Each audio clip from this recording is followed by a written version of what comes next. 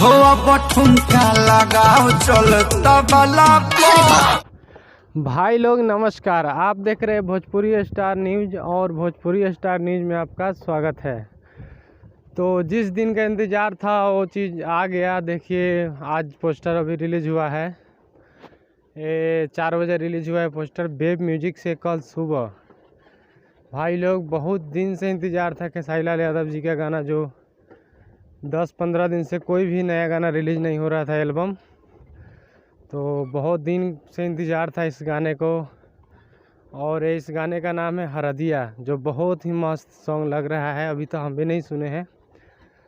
तो कल babe music से सुबह यानी 7 बजे सुबह रिलीज़ हो रहा है, तो देखना ना भूलिएगा भाई लोग। कहे कि 10-15 दिन बाद आ रहा है खेसारी लाल यादव जी का गाना, और कुछ विवाद के कारण इतना लेट हो रहा है।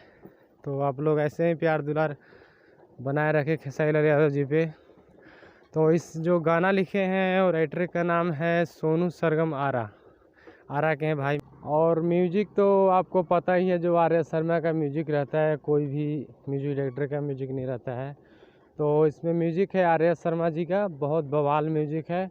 बेब म्यूजिक पे कल सुबह रिलीज़ हो रहा है भाई लोग, ज़रूर देखिएगा। धन्यवाद।